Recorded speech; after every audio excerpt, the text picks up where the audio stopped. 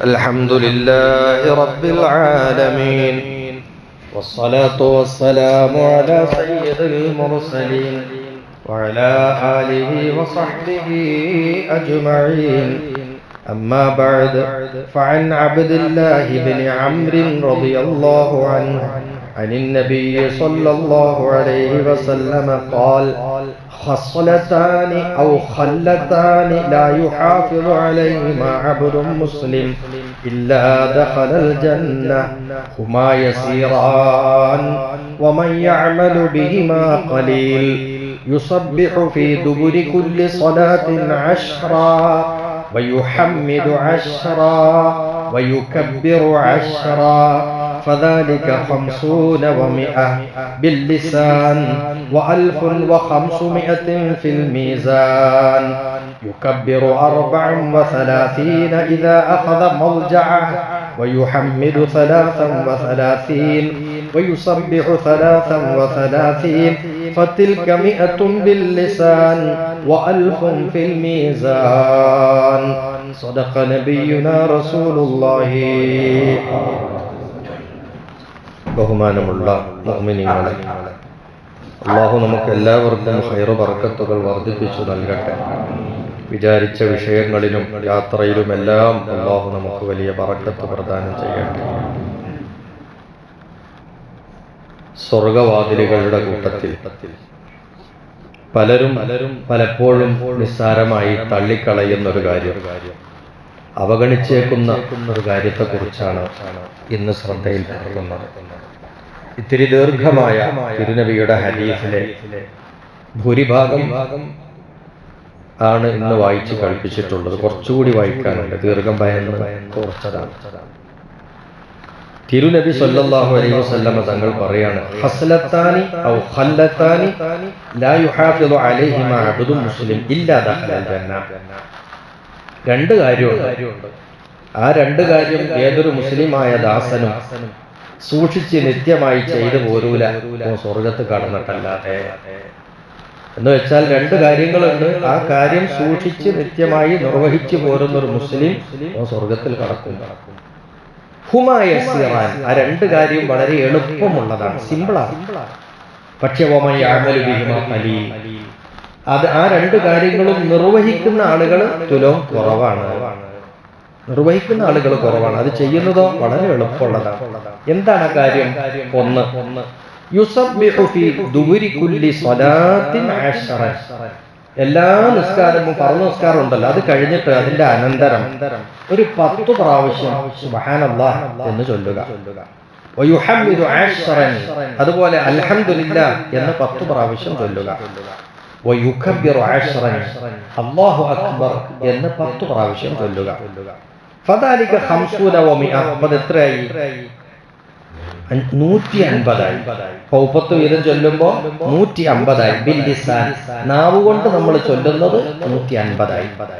و1500 ഫിൽ മീസാൻ, അത് നാളെ നന്മ തിന്മ തൂക്കുന്ന തുലാസിൽ വിട്ട് തൂങ്ങുമ്പോഴോ അത് 1500 ആയി.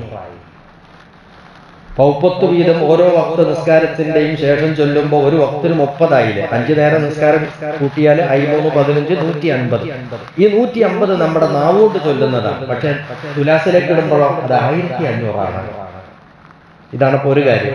രണ്ടാമത്തെ കാര്യം തിരുവോര് പറയുന്നു: യുകബ്ബിറു 34 പ്രാവശ്യം അല്ലാഹു അക്ബർ എന്ന് ചൊല്ലുക. ഇതാ അഖദ മദ്ജഅ, കിടപ്പറ പിടിക്കുമ്പോൾ എന്ന് പറഞ്ഞാൽ കിടക്കാൻ പോകുമ്പോൾ. വയുഹമ്മിദു 33, 33 വട്ടം അൽഹംദുലില്ലാഹ് എന്ന് ചൊല്ലുക. വയുസബ്ബിഹു 33, 33 വട്ടം സുബ്ഹാനല്ലാഹ് എന്ന് ചൊല്ലുക. ഫതിൽക 100 ബില്ലിസാൻ, അത് മൊത്തം കൂട്ടിയാൽ നാവുകൊണ്ട് ചൊല്ലിയത് എത്രയായി? 100 ആയി. വ1000 ഫിൽ മീസാൻ, ഇതും നാളെ നന്മ തിന്മ തൂക്കുന്ന തുലാസിലേക്ക് ഇടുമ്പോൾ അത് 1000 ആണ്. നമ്മൾ ഇന്ന് ചൊല്ലിയ നാവുകൊണ്ട് ചൊല്ലിയ 100 നാളത്തേക്ക് 1000 ആണ്. അപ്പോ നിസ്കാരത്തിന്റെ ശേഷം തസ്ബീഹ് തഹ്മീദ് ചൊല്ലാനും കിടക്കാൻ പോകുമ്പോൾ ചൊല്ലാനും. ഇതാണ് ഇപ്പൊ രണ്ട് കാര്യങ്ങൾ. ഈ രണ്ട് കാര്യങ്ങളെ കുറിച്ചാണ് ദൂതര് പറഞ്ഞത്. സംഗതി വളരെ സിമ്പിളാണ്, പക്ഷെ ചെയ്യുന്നവര് കുറവാണ്. ഖാലു യാ റസൂലല്ലാഹ്, ആ സമയത്ത് സ്വഹാബത്ത് പറഞ്ഞു: അല്ലാഹുവിന്റെ ദൂതരെ, കൈഫ ഹുമാ യസീറു വമാ യഅമലു ബിഹിമാ ഖലീൽ, അതെങ്ങനെയാ നബിയെ? ചെയ്യൽ വളരെ സിമ്പിളാണ്, ചെയ്യുന്നോല് വളരെ കുറവാണ് എന്ന് പറഞ്ഞത് എങ്ങനെ? ഖാല, ആ സമയത്ത് അള്ളാഹുവിന്റെ ദൂതർ പറഞ്ഞു, യഅ്തി അഹദകുമുശ് ശൈത്താൻ, നിങ്ങൾ ഓരോരുത്തരെയും പിശാച് സമീപിക്കും, ഫീ മനാമിഹി, അവൻ ഉറങ്ങാൻ പോകുന്ന വേളയിൽ, ഉറങ്ങാൻ പോകുമ്പോൾ പിശാച് വരും. ഫയുനവ്വിമുഹു ഖബ്ല അൻ യഖൂലഹു, ഇത് ചെല്ലാനൊക്കെ വിചാരിക്കും, പക്ഷേ ചെല്ലുമ്പോഴത്തേനും അവൻ ഉറങ്ങിപ്പോകും. അങ്ങനെ പിശാച് അവനെ ഉറക്കും, ഇത് ചെല്ലാൻ കഴിയില്ല. അതേപോലെ വയഅ്തിഹി ഫീ സ്വലാത്തിഹി, അവന്റെ നിസ്കാര വേളയിലും പിശാച് വരും. ഫയുദക്കിറുഹു ഹാജത്തൻ, എന്തെങ്കിലും ഒരു ആവശ്യം അവന്റെ മനസ്സിൽ ഇട്ട് കൊടുക്കും, ഇന്നൊരു ആവശ്യം നമുക്ക് ജയം പോയിട്ട് ചെയ്യാനില്ലേ എന്ന് പറഞ്ഞു. ഖബ്ല അൻ യഖൂലഹ, ഇത് ചൊല്ലുന്നതിന് മുമ്പ് അവൻ എണീച്ച് പോയിട്ടുണ്ടാവും. ഇങ്ങനെ പിശാച് ഉറങ്ങുന്നിടത്തിലും നിസ്കാരം കഴിയുമ്പോഴും നിങ്ങളടുത്തേക്ക് വന്നിട്ട് ഇങ്ങനെ പറയും, അപ്പൊ ഇത് ചെല്ലാൻ കഴിയൂല. അങ്ങനെ മിക്ക ആളുകൾക്കും എന്തായി പോകും, ഇത് ചെല്ലൽ നഷ്ടപ്പെട്ടു. അതാണ് ചെയ്യാൻ എളുപ്പമാണെങ്കിലും ചെയ്യുന്നവർ വളരെ കുറവാണ് എന്ന് പറഞ്ഞത് എന്ന് നബിയുനാ റസൂലുള്ളാഹി. ഇത് കേട്ടപ്പോൾ ചിലപ്പോൾ നമുക്ക് തന്നെ ചിരി വരുന്നുണ്ട് അല്ലേ? കാരണം നിസ്കാരം കഴിഞ്ഞ് പെട്ടെന്ന് എണീച്ച് ചില ആളുകൾ വൈകുന്നുണ്ടെങ്കിലേ അതൊക്കെ ഈ പറഞ്ഞ ദുർബോധനം മൂലം ഉണ്ടാകുന്നതാണെന്ന് വേഗം മനസ്സിലാവുന്നില്ല. കാരണം നിസ്കരിച്ച് സലാം വീട്ടാൻ നമുക്ക് ഒഴിവില്ല, അപ്പോഴൊക്കെ നമുക്ക് എണീച്ച് പോകണം. അപ്പൊ ഒരുപക്ഷെ ഈ മൊബൈലെങ്കിലും റിങ് ചെയ്യാൻ എടുക്കൂല, ഇനിയിപ്പോൾ അല്ലെങ്കിലും ഏതെങ്കിലും ഒരു മെസ്സേജ് ഏറ്റവും വന്നിട്ടുണ്ടാവും. അപ്പൊ ഈ മെസ്സേജ് എന്താണെന്ന് ഇപ്പൊ അറിയണമെന്ന് വെച്ചാൽ അപ്പോഴാണ് എണീച്ചുണ്ടാകുന്നത്. അപ്പൊ നമുക്ക് ചൊല്ലാൻ കഴിയാതായി പോകുന്ന ഒരവസ്ഥ ഉണ്ട്, പല സ്ഥലത്തും ഉണ്ട്. ഇവിടെ നിന്ന് അത്ര കൂടുതൽ നിസ്കാരത്തിന്റെ ശേഷം സലാം വീട്ടുമ്പോഴൊക്കെ എഴുന്നേറ്റ് പോകുന്നത് അങ്ങനെ കാണുന്നില്ല. പക്ഷേ ചില സ്ഥലങ്ങളിലൊക്കെ ധാരാളം ആളുകൾ എന്താവും, സലാം വീട്ടുമ്പോഴൊക്കെ എഴുന്നേറ്റ് പോകും. ഈ തസ്ബീഹ് എന്ന് പറഞ്ഞ സാധനം.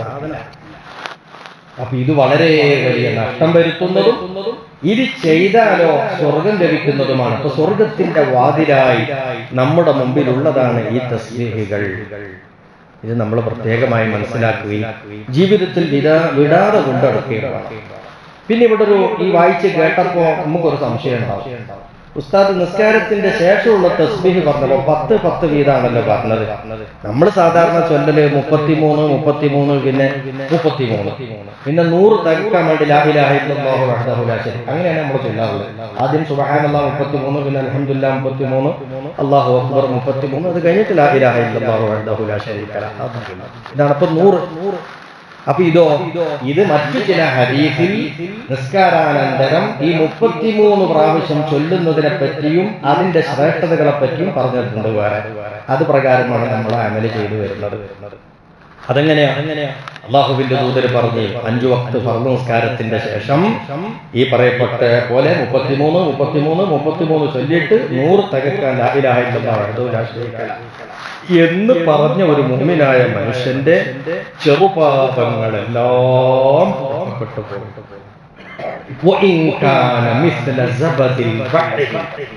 അത് സമുദ്രത്തിന്റെ നുര പോലെ പെരുത്തുണ്ട് എന്ന് സങ്കല്പിക്കുക. സമുദ്രത്തിലെ നുര, വെള്ളത്തിൽ കാണുന്ന നുരയില്ല, പതയും നുരയൊക്കെ, അതുപോലെ പെരുത്ത് പാപങ്ങളുണ്ട്, ചെറുപാപങ്ങൾ എന്ന് സങ്കല്പിക്കുക. എങ്കിൽ അതടക്കം എല്ലാ പാപങ്ങളും പൊറുക്കപ്പെടും. അതാണ് ഈ 33 വട്ടം തസ്ബീഹ് ചൊല്ലിയ ആളുകൾ. ആ ഗുണവും കൂടി കണ്ടിട്ടാണ് നമ്മൾ നിസ്കാരത്തിന്റെ ശേഷം ഈ പറയപ്പെട്ടതുപോലെ 33 പ്രാവശ്യം തന്നെ ചൊല്ലി വരുന്നത്. അപ്പൊ നമുക്ക് ഇതിൽ നിന്നൊരു പാഠം പഠിക്കാം. എന്താണത്?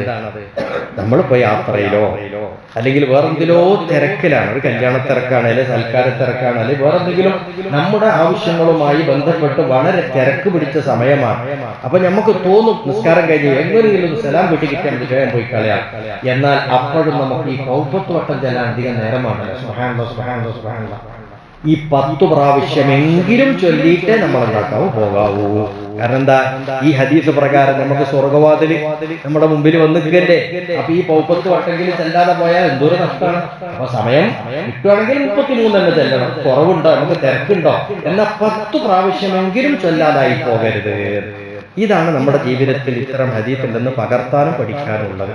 അല്ലാഹു സുബ്ഹാനഹു വ തആല നന്മ കൂടുതൽ ചെയ്യാനുള്ള തൗഫീഖ് വർദ്ധിപ്പിച്ചു നൽകട്ടെ. ചെയ്യുന്ന അമലുകളിലൊക്കെയും ഇഖ്ലാസ് അല്ലാഹു പ്രദാനം ചെയ്യട്ടെ.